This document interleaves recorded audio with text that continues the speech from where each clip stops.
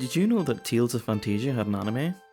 Well, me too, so we're going to take a quick look at that today. Released over the span of about a year and a half from 2004 to 2006, this OVA, or Original Video Animation series, consists of 4 episodes that tell a very condensed version of the game's overall plot, with quite a lot of the fluff removed and certain plot points and events completely changed. Let's look at it episode by episode and compare and contrast it to the game, and also just talk about whether I liked it or not. Spoiler alert, I like the vast majority of things I watch and play, so take a wild guess as to how I feel about this. Speaking of, there will be spoilers for the entire OVA here, and therefore the entire game is based off of, so be warned. If you don't want to play the game yourself and just want to see how someone with an always correct opinion feels about it, well, my channel has just a video for you. Hop on over there and come back when you're ready. And with that out of the way, let's begin. First of all, I want to mention that the vast majority of this is really well animated. There's a few shots in the final episode that I thought were a bit shoddy, but overall it looks pretty good. And the soundtrack's pretty good as well.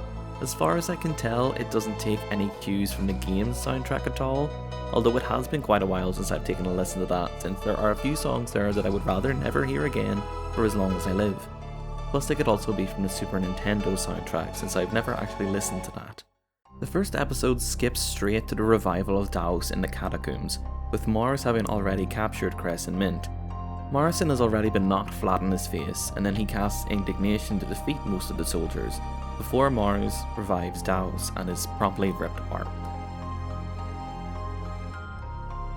Chester appears to free Cress and Mint, and in the first major change, Morrison tells the pair about the plan, even mentioning Klaus and Arch by name.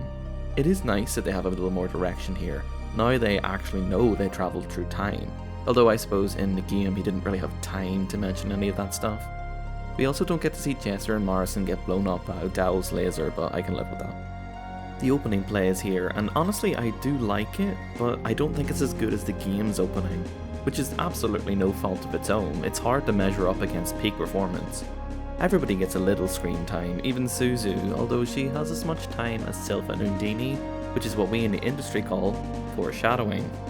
There's also this cool bit where Mint watches something explode and she's upset, but I have no idea what this is. Is this like a representation of the Yggdrasil? Who knows. Anyway, after this we skip straight to the battle on Valhalla Plains, which means we've completely skipped the first few summoned spirits, Luna, the basilisk fangs and all that. Thank God.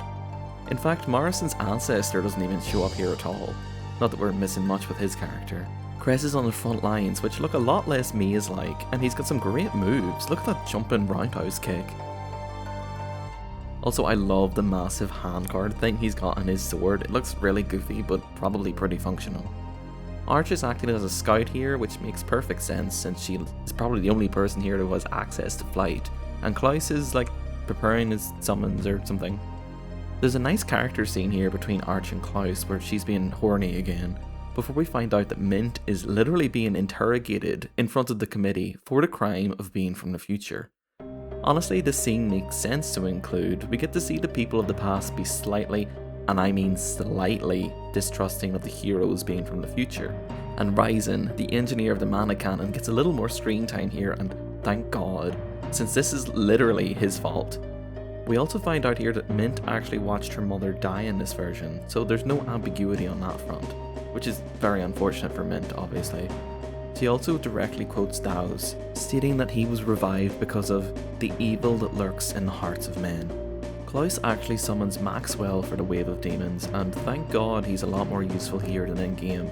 No bubble for Klaus now. Arch also casts some cool magic, but it doesn't look quite as good or as powerful. The actual firing of the mana cannon itself isn't as amazing looking as in the game, but it's still good, and we actually get to see the mana draining effect in real time, since Undine is here and it causes her physical pain, which while obviously horrifying, it's nice to see a direct effect of the negative consequences of Magitech, rather than just hearing about them.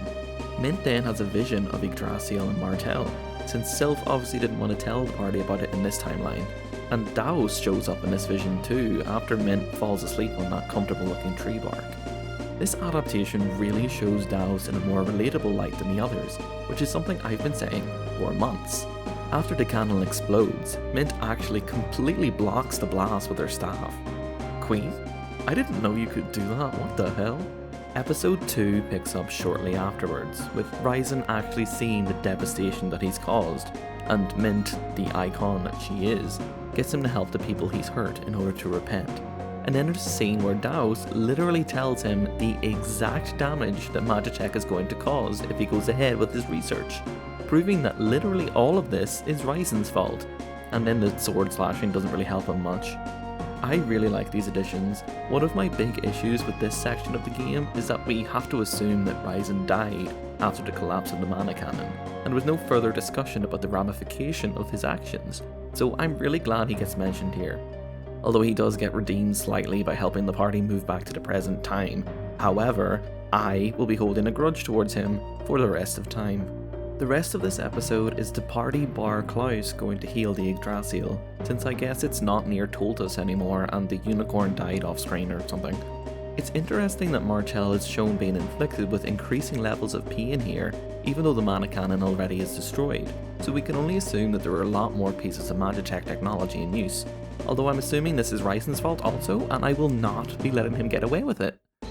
Arch also seems to already know about Martel, which I believe is new. The tree revival process seems to be incredibly painful for Mint, but she bears the pain like a true Jesus Christ analog. Dhaos shows up to literally just help, and Crest tries to attack him right away, which is fair, he is the evil demon king. And Dhaos admonishes him as a human to jump straight to violence, and cannot understand those different from themselves.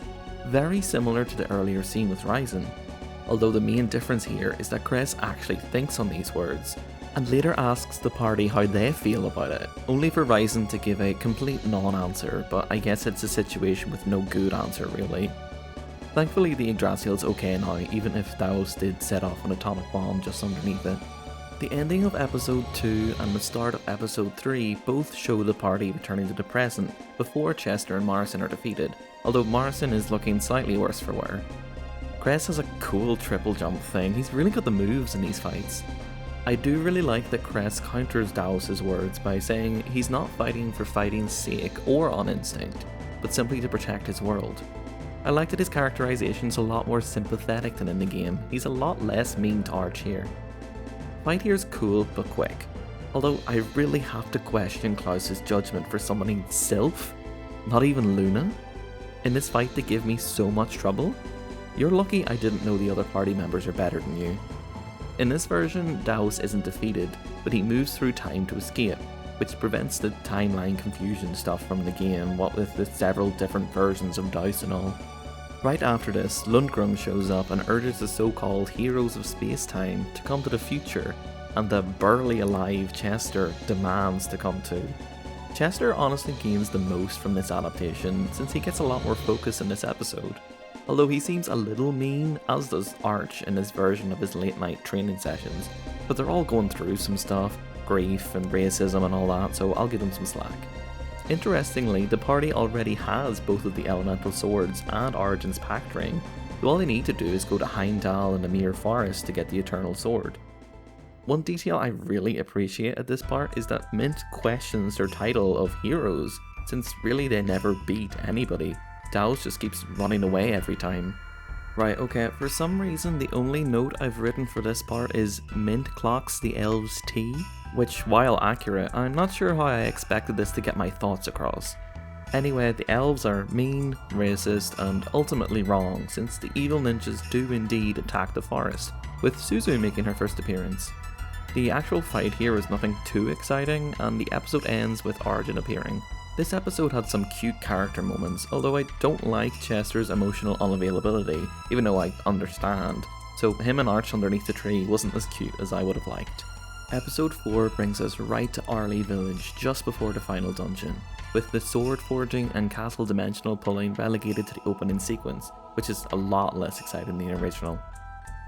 There's a really nice scene between Cress and Mint talking about Cress's regret at not being able to save their loved ones, which is an interesting change since they couldn't just reuse the game scene, since Mint already knows about her mother and all that. Also Chester and Arch are being cute too, but Klaus is absolutely having a horrible time with Origin, who is point blank refusing to engage in any meaningful conversation. In the castle, Klaus finally decides to use a useful summon and brings out Asuka, Not sure when he got the time to go to Thor though. Suzu was also not present in the party here, opting instead to fight the possessed ninjas outside, including just her father since her mother must have been busy, probably invading Alvanista or something. Eventually Crest gets separated from the rest, which lets him and Dhaos have a telepathic conversation via the Eternal Sword. Dhaos makes the valid point that it's Magitech that is the real evil, as well as the evil in the hearts of men and all, but you know. The issue here is that in this timeline, Dhaos is systematically wiping out every country on the face of the earth, not just the major cities with Magitech, so his point is kind of diluted here. I still agree with him though. Dhaos is always right. I am a Dhaos stan before I am human. If the world is against Dhaos, I am against the world. If 100 people support Dhaos, I am 100 people. We actually get to see Crest use some sort of item while he's running through the castle solo here, and I will assume this is an orange gel.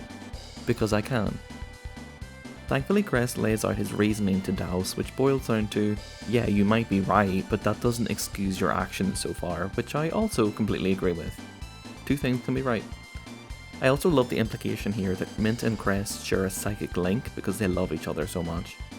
We also get our only use of Dhaos' laser here, and it's completely blocked by the Eternal Sword, which I'm pretty sure is not lore accurate. The resulting fight is pretty good. We get a goofy looking vault and a free rip to Luna, and Chester actually gets an arrow on target. Finally Crest gets the killing blow with Mint's help, and in a display that is honestly a lot more violent than I expected, Dhaos falls.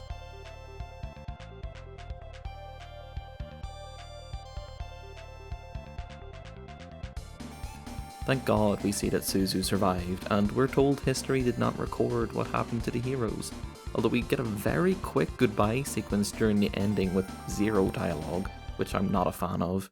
And that was Tales of Phantasia, the animation. Overall I thought it was pretty good. Obviously only having about 2 hours of content meant that a vast majority of the game had to be cut for time, but honestly there's not much that's missed, and the new stuff they added was pretty good. As I said before, I really appreciated the added screen time for Ryzen and Chester. I would say that if you enjoyed the game, I would suggest giving this a watch, although I definitely wouldn't suggest it as a complete replacement of the game itself. I know later games in the series have more complete and longer animated adaptations, but honestly I haven't seen any of those, so I'll comment on those when it comes to it. But anyway, yeah, I would give this a B-, since it's pretty good, but honestly I much prefer the game. But I give props here for the Dhaos characterization. And that's all for now. There's a lot more to the Phantasia mythos to cover at some stage. I hear that Narikiri Dungeon X has recently had a main story English patch, so I'll probably look at that at some stage. And then there's Summoner's Lineage at some stage. Well, I'm playing Eternia next, I've already decided, but if I get back into streaming at some stage like I would like to, then maybe the spin-offs. But anyway, if you enjoyed this video, please leave a like, comment and subscribe if you want, and I'll see you in the next one.